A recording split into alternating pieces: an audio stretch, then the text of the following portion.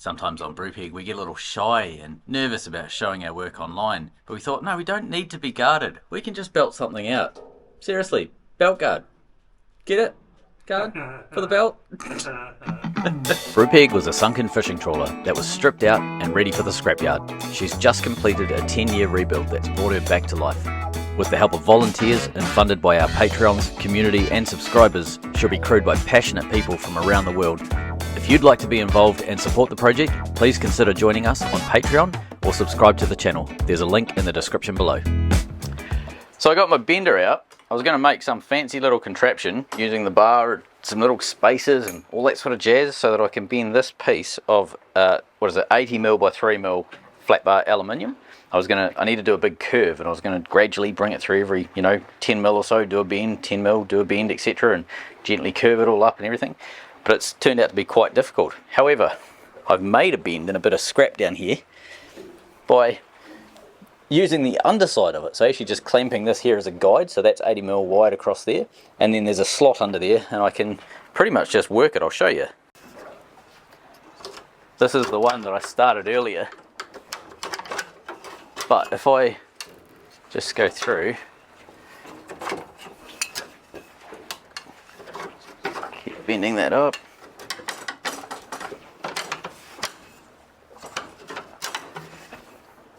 and then you can work your way back. If it's not enough bend, you can just add a bit more wherever you need it. But essentially, you get the idea. You can go through, it's making the bend perfectly square because I've got everything squared up, so it's making it square. It's not bending it on a funny angle or anything like that. And provided I go through and just do it really gradually, I can get, this is not clean, this is just me freehanding it, but if I do it really carefully, I can get a nice bend out of that, I think. All right, slight modification of the process, but basically just doing it in reverse.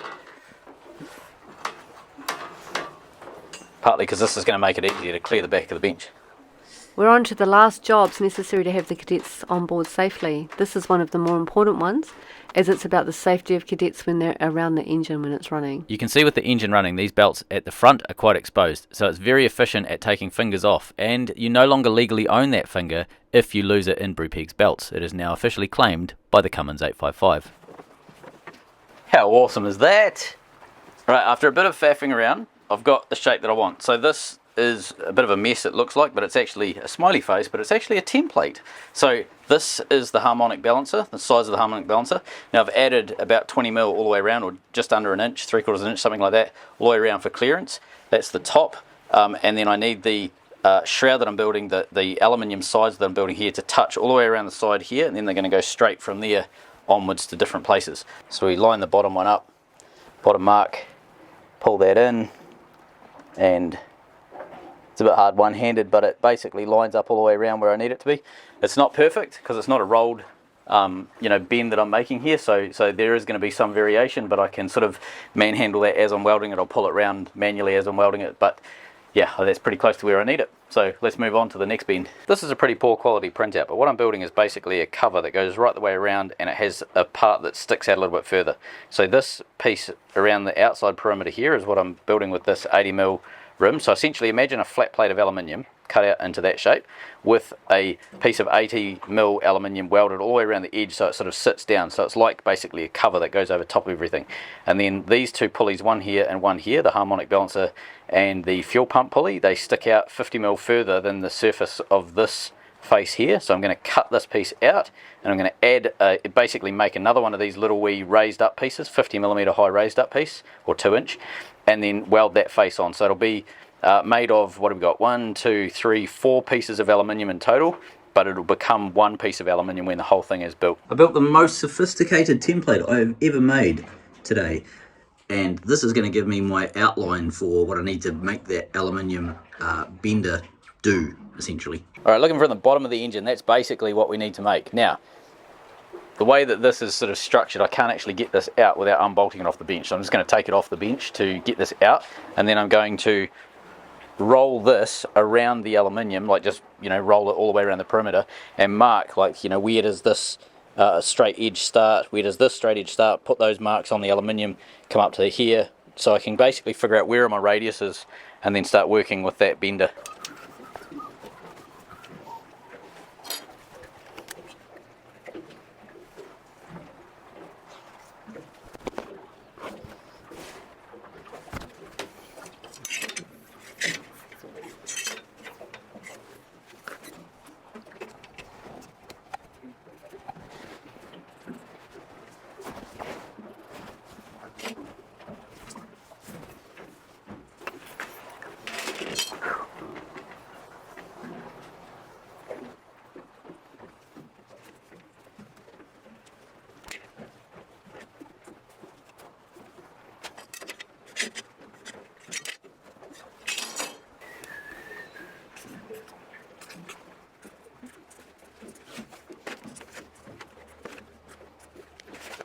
had to make a slight modification because the bender was just too hard to get the aluminium in and out of. I've actually just clamped a piece of bar stock here. I have the edge of my mag drill steel that's sunk into the bench, so that's going to be my straight edge.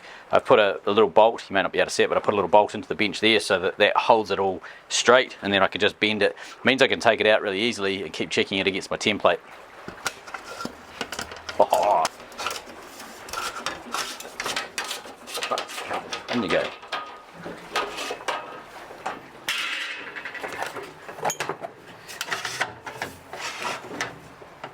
And I figure something like that. So just bring it up to the edge and we can just give it a bit of heebie-jeebies.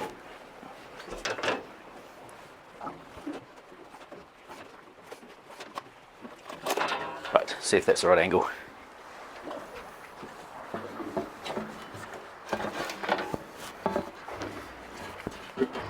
Okay, need to get more.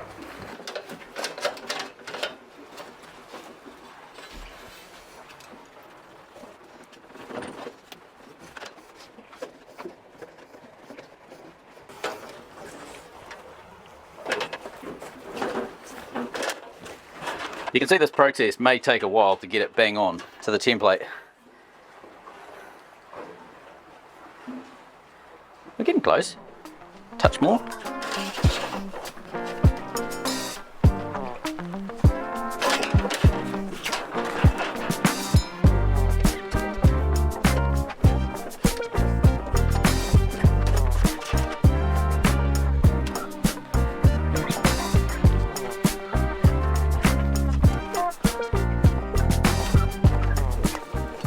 Okay, so that one needs more GBs wide. Let's check you seem wrong.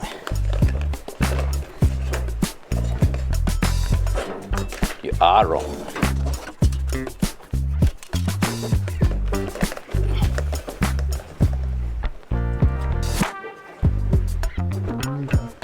Okay, so more bend in there. So we need more bend here, we need less bend there.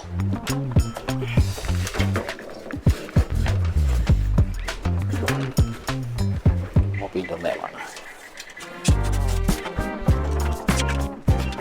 We're getting close. Less bend on that one, more bend on that one.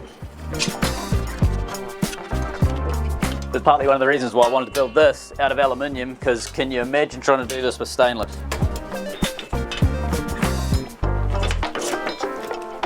Slightly more on that one.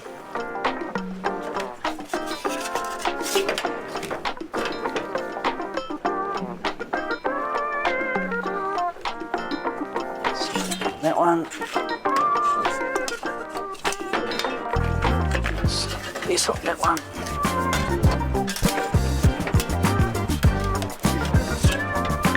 That's getting very close. Need a touch more in the middle of that. Alright, that's the hard bit done. Well, I say that now, that's the hardest bit so far done. So I'm going to do this one-handed very shakily, but when that slides over the top of there like that, and that slides back there, that is going to be our belt guard, and then there's going to be a front on it, and that essentially encapsulates everything. So if you come over the side here, you can see it completely encapsulates when it's sunk back properly. It will encapsulate that air fan for that alternator, and then on the front we have some mesh that we're going to put on so that it still gets plenty of ventilation. It just stops people from being able to chop fingers off and so on. So I need to join these two ends together, make this one piece, and then I need to start shaving the edges so that it fits onto the engine, because we've got a few different sort of like measurements that we need to factor in. Easier to make this first and then start shaping it rather than try and shape it beforehand. This is just brand new aluminium, so it should weld up pretty easy. I've got it on a stainless backing plate because stainless won't bond to the aluminiums, and it also sucks some of that heat out. So I should be able to do a butt weld on this pretty easily. So I'm going to get this tacked up and then weld on.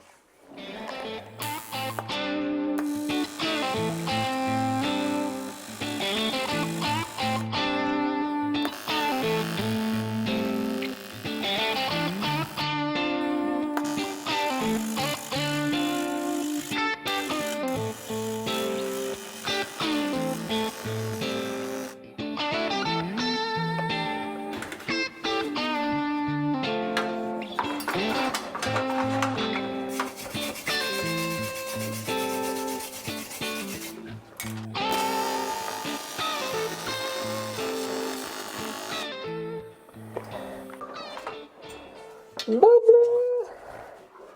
That's pretty straight, pretty tough with that.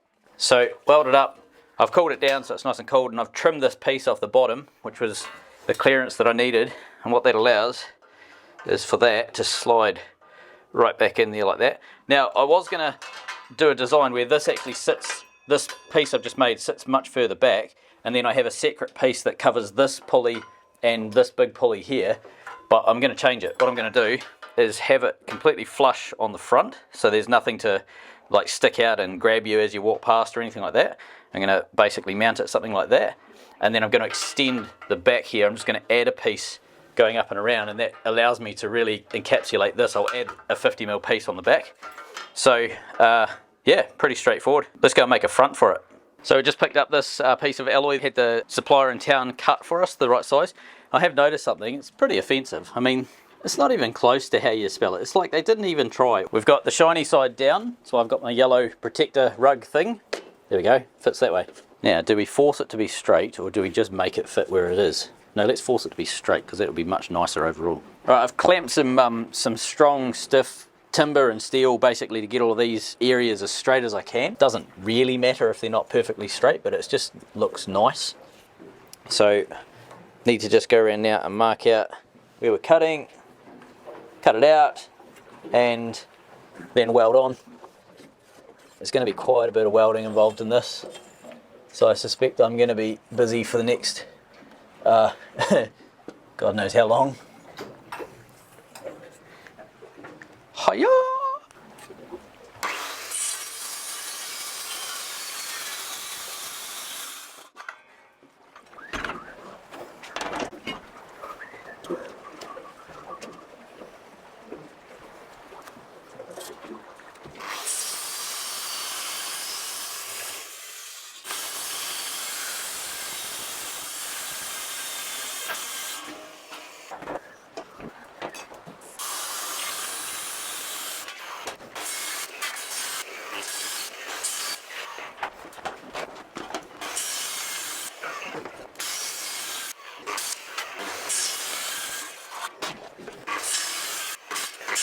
A little bit of cutting on the decks, a little bit of flapper to clean the edge, a little bit of you makes me your man. Alright, okay, I'll stop now.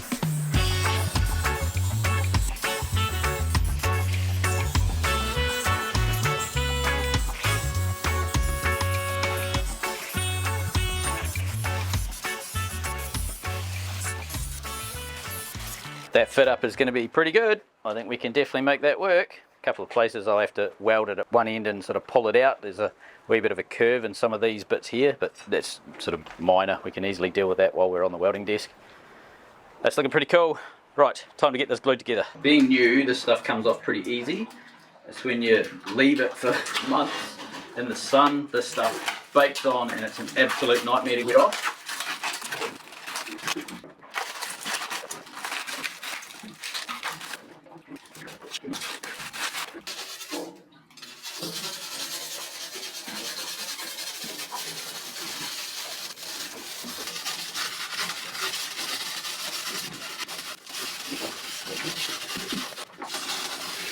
Aluminium hates being dirty when you're cleaning it, and it gets this layer of oxide on the surface. So I use a very small stainless steel wire brush, like a toothbrush, and I go around and you can see the edges are all being scrubbed up for about maybe ½ an inch inwards from the edge of the aluminium sheet, so that when I weld it, I end up with a really easy, good quality weld.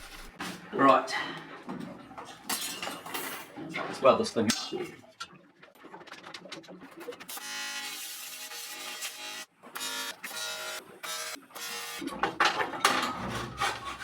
Here you can see I'm clamping some stainless to the aluminium. Does a couple of jobs. One, it acts like a heat sink, so it takes heat out of the aluminium, but the aluminium has a curve to it that I don't want, so by clamping this to it I can end up with the aluminium being perfectly straight when I weld it.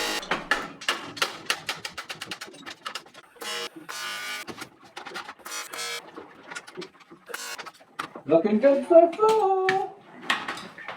So that came up pretty nice. You can kind of see how shiny it is. It's tacked in a few places around the inside. Time to figure out if it actually fits.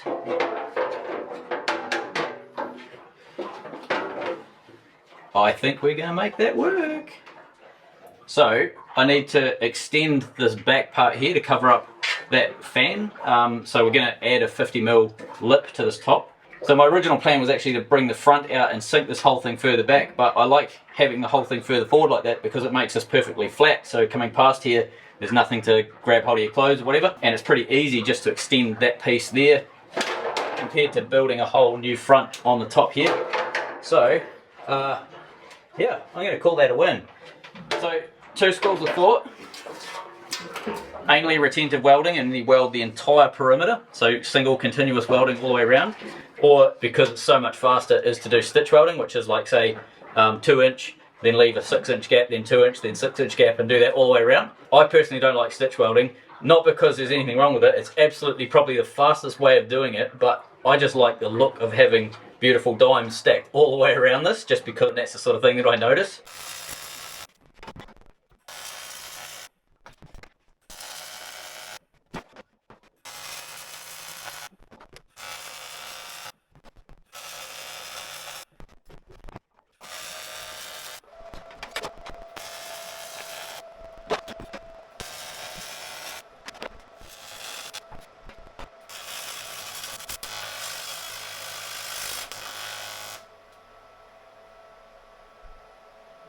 There you go, you can see some of these stitch welds.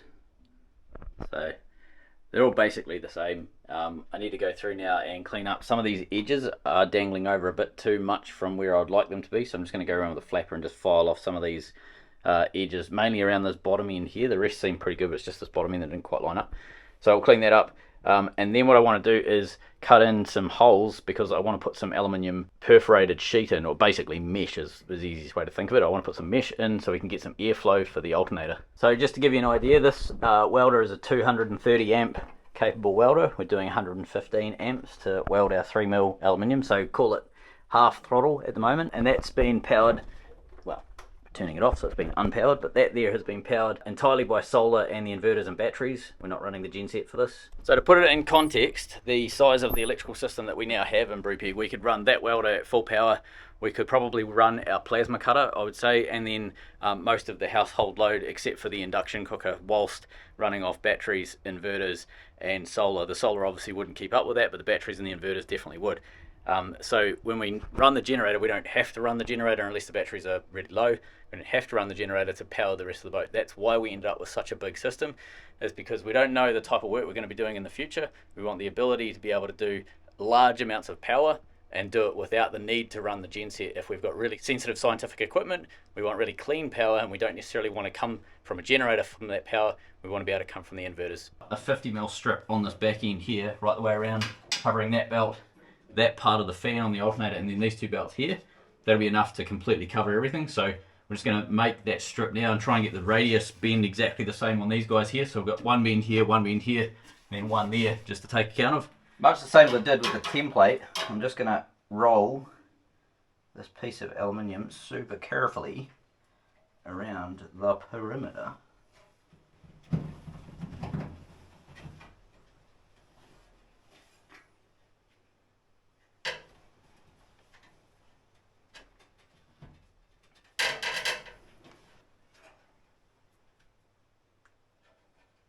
Right, let's double check.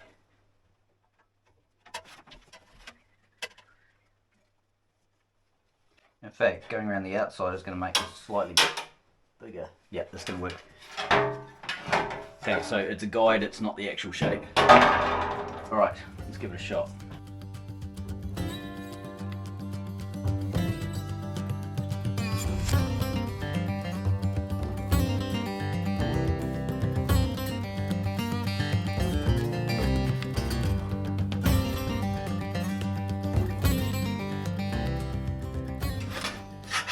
Alright, so that is very close. So let's just start tacking it and pull it in as we go around. That's going to work.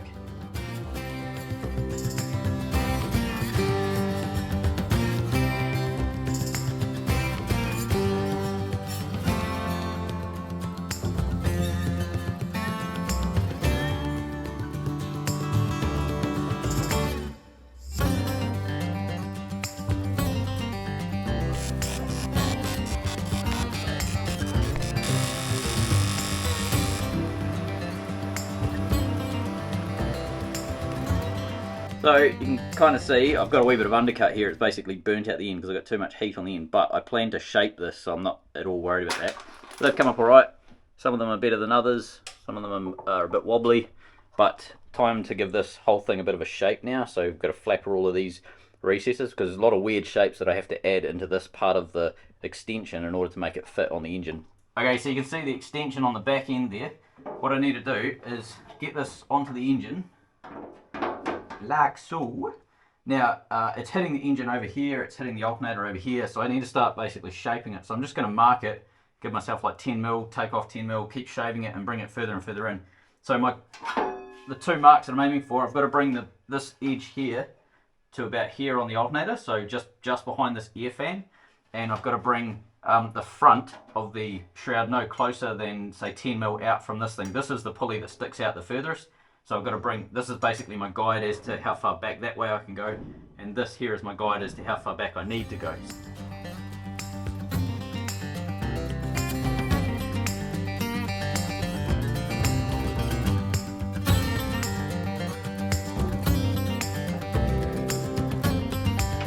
Something like that. Let's see if that's going to clear it.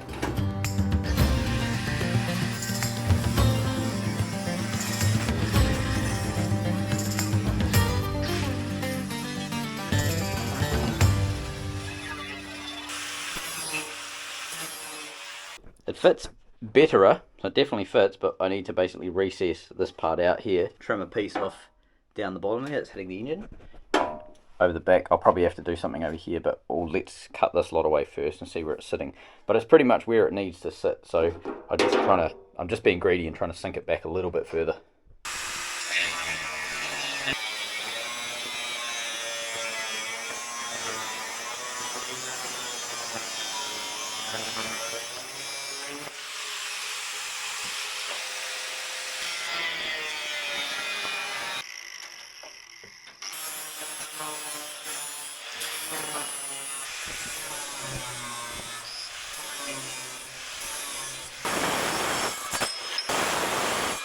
Alright, I've made a couple of standoffs. Pat was in town and he grabbed the bolts that we needed for this one and also this one down here. Basically that clears, only just, but it does clear by probably 5 mil that harmonic balancer, which is enough. Not a lot, but it's enough. So this will now become the mount. If we slip this up onto there like that, that one there, tuck that one down. So that, once they're welded on, will become the mount, and that will hold 2, and I need to add another one. I've got 2 and I need to have at least 3 holding this on. So let's get those 2 done and then we can figure out where we'll put the third one. Big ventilation fan running down the back. I'm hoping you can hear me over the noise. Basically what I need to do, it's hitting on the pulley that locates just in here, so I need to push it out ever so slightly like that when I do the third mount. However, I also need to weld the mount that's here. I need to weld that properly. Now what I'm thinking, I'm going to cut this front out and put some mesh in here so we get some airflow going through it. So I'm thinking I'll cut that out now because that gives me access to tack up in the bottom of this mount here, and then can't access the one down there, but it probably don't matter too much on that one. It's more this one here that determines how this actually sits up in this top corner. So let's go and cut the front out now.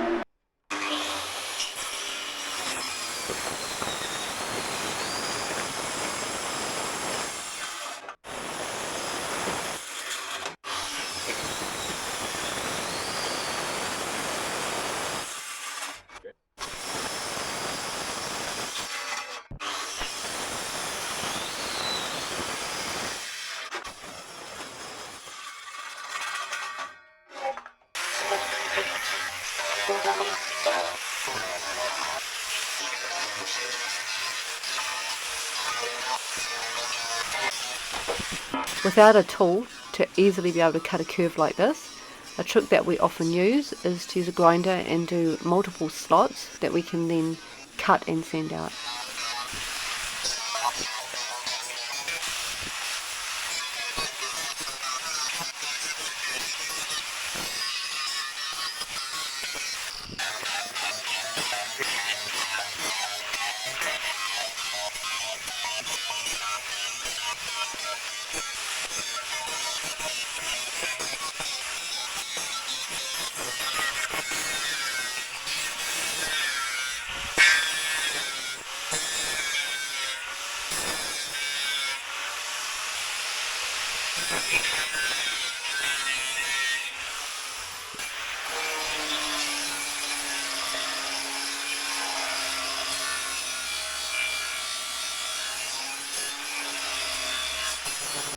Right, now there's a big gaping hole. I can actually get in and weld on the inside when I do that top mount. So let's go and fit it and see how well it works. I've put the mounts back on. I've got both on there now. This one is still tacked. This one fell off when I pulled it off, but what it's actually allowed me to do is, if you look there, it's not square. I've put it on a very slight angle. So square would be sort of over here somewhere, and currently it's sort of pointing in that orientation. The reason I've done that is because that allows it to be dead flat against the mount when I do it up there, so I can weld it against the guard, sorry, so I can weld it really much better in that orientation. But it also shows that we've got plenty of clearance around every belt, so nothing is going to touch, so I'm very happy with all of that. And then down there you can see we've got clearance on that harmonic balancer at the front as well. So the only one that's very tight is, if you look vertical, this one here is very tight to the guard. Probably got maybe, I don't know, 5mm of clearance over on this side, slightly more on this side, but yeah, that's the only tight one. The rest of it is pretty good.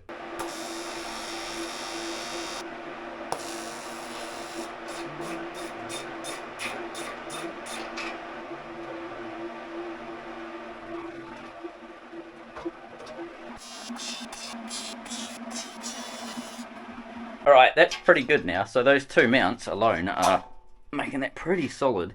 You can sort of see down here it needs a wee bit of support right at the bottom, but the rest of it is pretty blooming good. Now, what I'm thinking in terms of bolting it onto something, I was thinking about actually using this bolt here. So this is no longer needed. This is an adjustment bolt for when we did the engine alignment. Now, what I am thinking of doing is, this is threaded, a big 18mm bolt threaded into this piece of 20mm steel. Thinking, sorry, 16mm steel actually. Take that bolt out, cut that down a wee bit, and use this bolt with some sort of bracket coming down here, and that will lock up that bottom end of that mount. But coming up pretty good. I think we'll actually chuck the mesh in right away just to be done on that. Alright, so the mesh that we're putting on the front is actually a piece of I'm going to say 1.5mm sheet that has 150,000 holes drilled in it.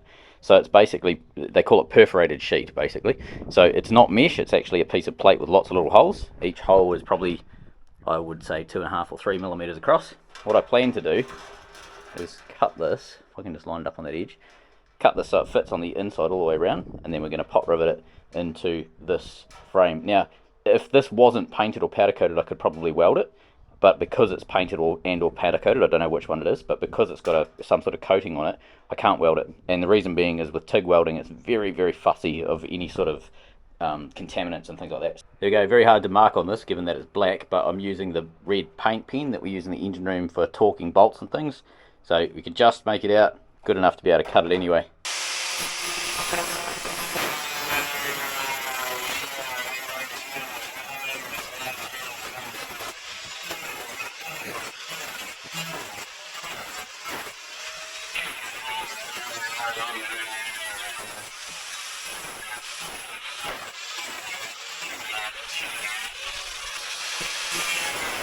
After a little bit of shaping, you can see I had to make a couple of recesses for where those little tack welds and things are. Not taking the tacks out, so we just modify the mesh to suit.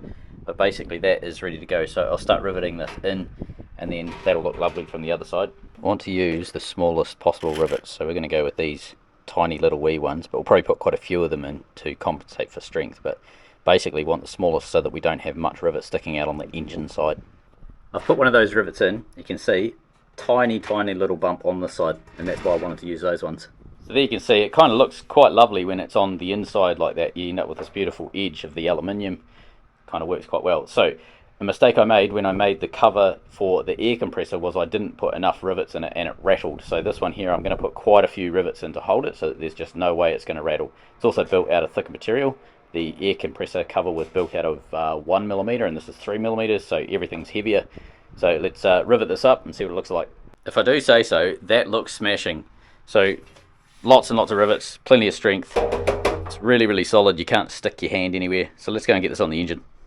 Alright, belt cover back on. Super stoked with that. Really rigid as. Lots of airflow through the front. So our cooling fins are covered up. Basically, it's very hard to get your hand in there, so it's pretty difficult to stuff that up. I do have a big clearance thing here, which I need to because that alternator needs to be able to move up and down. Can't do a huge amount about that. I could probably put some sort of like maybe like a Velcro thing or something, so that it's can be taken off and moved, etc. But it again stops you from putting your fingers in. In fact, I might do that. But yeah, I'm pretty stoked with that. It looks really beautiful. I think that mesh really makes it look pretty awesome. I suppose the only obvious test now is start the engine and make sure it actually works as a belt cover.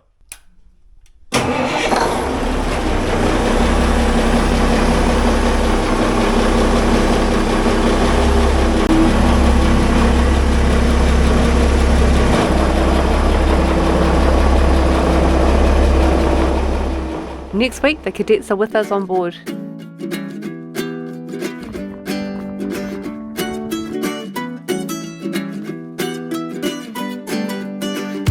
You got ice like